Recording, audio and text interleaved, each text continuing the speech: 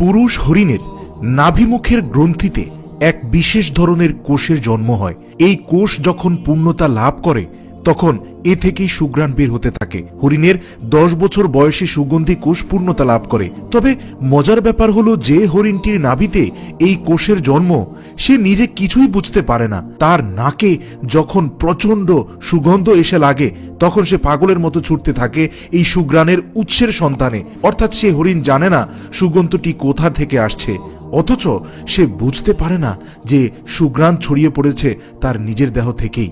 অত্যন্ত দুঃখের সাথে বলতে হয়, এই হরিণের 10 বছর বয়সে নাভির গ্রন্থি পরিপক্ক হয়। এ সময় হরিণটিকে হত্যা করে নাভি থেকে তুলে নেওয়া হয় পুরো গ্রন্থিটি, যা পৃথিবীর সবচেয়ে মূল্যবান এবং দুষ্প্রাপ্য সুগন্ধি। মহান আল্লাহ রাব্বুল আলামিনের প্রিয় হাবিব হযরত মুহাম্মদ সাল্লাল্লাহু আলাইহি ওয়াসাল্লাম তার গুরুত্বপূর্ণ দুটি হাদিসের মাধ্যমে বুঝিয়েছেন, মহান আল্লাহ রাব্বুল আলামিনের কাছে এই সুগন্ধটি পৃথিবীর সবচেয়ে শ্রেষ্ঠ সুগন্ধ। সহিহ বুখারীতে রয়েছে, আল্লাহ রাব্বুল আলামিন বলেন, রোজাদারের মুখের দুর্গন্ধ আল্লাহর কাছে হরিণের মৃগনাভির সুগন্ধের চেয়েও বেশি ঘ্রাণযুক্ত। এখানে মেশকের কথা বলা হয়েছে। মূলত হরিণের মৃগনাভিকে আরবিতে মেশক বলা হয়। এছাড়াও আবু হুরায়রা রাদিয়াল্লাহু হতে বর্ণিত, তিনি বলেন, রাসূলুল্লাহ সাল্লাল্লাহু আলাইহি ওয়াসাল্লাম বলেছেন, কোন আঘাতপ্রাপ্ত লোক যে আল্লাহর পথে আঘাত পায় সে কিয়ামতের দিন এ অবস্থায় আসবে যে তার ক্ষতস্থান থেকে টকটকে লাল রক্ত ঝরছে, আর তার সুগন্ধি হবে কস্তুরীর সুগন্ধির ন্যায়। সুবহানাল্লাহ। সহিহ বুখারী হাদিস নম্বর 5533। সুপ্রিয় আলোর পথের দর্শক মণ্ডলী, আজ আপনাদের সামনে হরিণের মৃগনাভি নিয়ে কিছু গুরুত্বপূর্ণ কথা বলবো। এটি পৃথিবীর দুষ্প্রাপ্য সেই বস্তু, যে বস্তুটি যখন শিকারীরা হরিণকে হত্যা করে মোটা কাপড় দিয়ে নিজেদের নাক বেঁধে কেটে নিয়ে যায় তখন এর অসহ্য রকম সুগন্ধ মানুষকে মাতাল ও পাগল করে দেয়। কথিত আছে, কারো কারো চোখ নাক থেকে জল ও মুখ থেকে লালা ঝরা শুরু হয়। এমনকি হরিণের মৃগনাভি কাটতে গিয়ে এর মাতাল করা সুগন্ধে অনেক মানুষের প্রাণহানিও ঘটেছে। কস্তুরী সুঘ্রাণ এর কথা আমরা কম বেশি সবাই ছোটবেলা থেকে শুনে এসেছি, কিন্তু আমরা কয়জন সঠিকভাবে জানি কস্তুরী আসলে কি, দেখতে কেমন, কিভাবে, কোত্থেকে তৈরি হয়, আদৌ কি কস্তুরী নামক কোনো বস্তুর অস্তিত্ব আছে কিনা এই বিশ্বে? আপনারা যারা আসলেই জানতে চান এই কস্তুরী সম্পর্কে, তাদের কৌতূহল মেটানোর জন্যই আমার আজকের এই ক্ষুদ্র প্রয়াস। আমরা সবাই জানি কস্তুরী হলো মৃগনাভি, যেই মৃগনাভি থেকে সুগন্ধ বের হয়, কিন্তু সব হরিণের নাভি থেকে কিন্তু কস্তুরী পাওয়া যায় না। আসছি সেই আলোচনায়। হরিণের 10 বছর বয়সে নাভির গ্রন্থি পরিপক্ক হয়। এ সময় হরিণটিকে হত্যা করে নাভি থেকে তুলে নেওয়া হয় পুরো গ্রন্থিটি, তারপর রোদে শুকানো হয়। একটা পূর্ণাঙ্গ কস্তুরী গ্রন্থির ওজন প্রায় 60 থেকে 65 গ্রাম। এটি বিশেষ ধরনের প্রাণীজ সুগন্ধি। হরিণের নাভি থেকে পাওয়া যায় এই কস্তুরী, যা মহামূল্যবান সুগন্ধি হিসাবে পরিচিত। সুগন্ধি বহু গুণ সম্পন্ন এবং বহু নাম সম্পন্ন। এর ঘ্রাণ প্রকৃত যোজনগন্ধা বললে কম বলা হয়। কথিত আছে, কস্তুরীর 1 তিল পরিমাণ কোনো বাড়িতে ফেললে বহু বছর সেখানে এর ঘ্রাণ থেকেই যায়। নবাবী আমলে ভারতীয় উপমহাদেশে নবাব এবং নবাবজাদারা এই কস্তুরী মৃগ ব্যবহার করতেন। তাদের প্রাসাদে কস্তুরী মৃগের সুগন্ধ 100 বছর পর্যন্ত টিকে থাকত।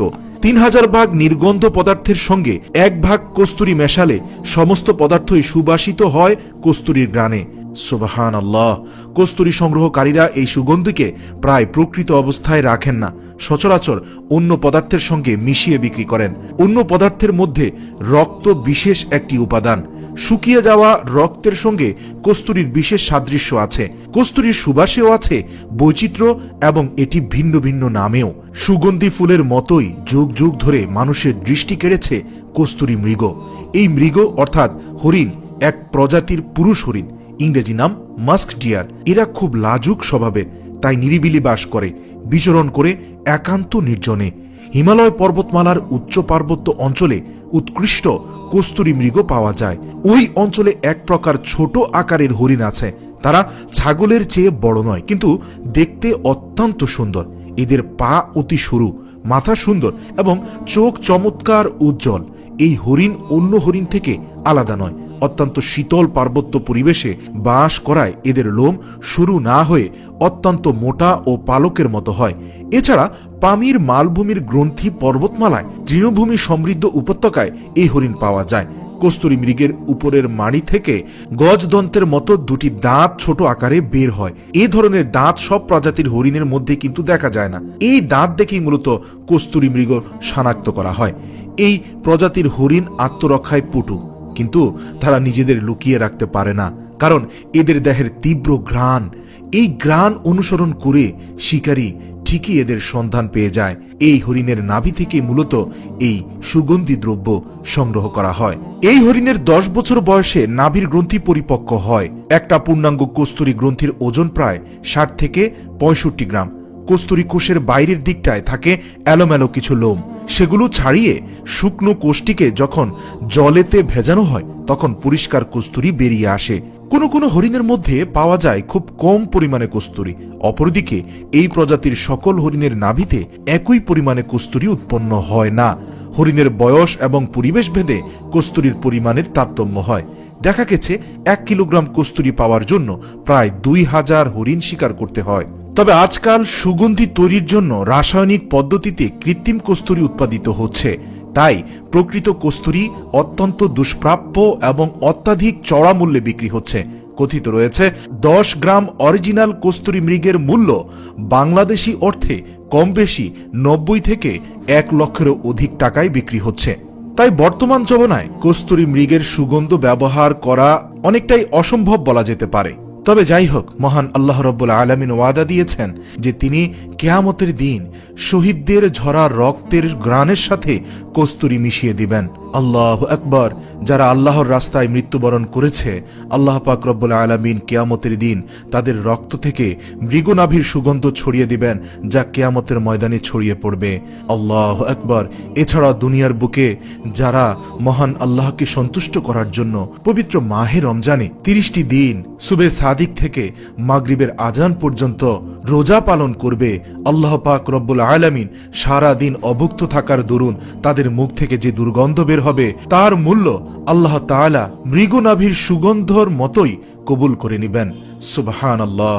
আল্লাহ পাক রব্বুল আলামিন আমাদেরকে হরিণের মৃগনাভির সন্ধানের জন্য নয়, বরং মহান আল্লাহর কাছে যে আমলগুলো হরিণের মৃগনাভির চেয়েও সুগন্ধিযুক্ত বলে উল্লেখ করা হয়েছে সে আমলগুলোর পেছনে ছোটার তৌফিক দান করুক। সুপ্রিয় আলোর পথের দর্শক মণ্ডলী, জীবনের বাঁকে কখনো যদি হরিণের মৃগনাভি স্পর্শ করার অথবা ব্যবহার করার সুযোগ হয়ে থাকে তাহলে আমাদেরকে কমেন্ট করে জানাবেন। আর যারা রিপোর্টটি দেখে কস্তুরী মৃগের নাভির সুগন্ধ অনুভব করার জন্য পাগল হয়ে গিয়েছেন তাদেরকে পরামর্শ দিব, বাজারে বিভিন্ন প্রসিদ্ধ আতরের দোকানগুলোতে কস্তুরী নামক বিভিন্ন আতরের বোতল পাওয়া যায়। একটু চড়া মূল্যে বিক্রি করা হয়, তবে এসবের অধিকাংশ আতরই কিন্তু কেমিক্যালাইজড। তারপরেও আপনি তার সুগন্ধ অনুভব করে কিছুটা হলেও কস্তুরী মৃগের নাভির সুগন্ধেও আঁচ করতে পারবেন। আর চাইলে এরকম ছোট 1 বোতল আতর কিনে নিতে পারেন। যখন মসজিদে সালাত আদায় করতে যাবেন সেই সুগন্ধটি গায়ে মেখে নেবেন, কেননা আল্লাহর রাসূল সাল্লাল্লাহু আলাইহি ওয়াসাল্লাম বলেছেন, পৃথিবীর সুগন্ধি আমার কাছে প্রিয় করা হয়েছে এবং নামাজের ভেতর আমার চোখের শীতলতা দান করা হয়েছে।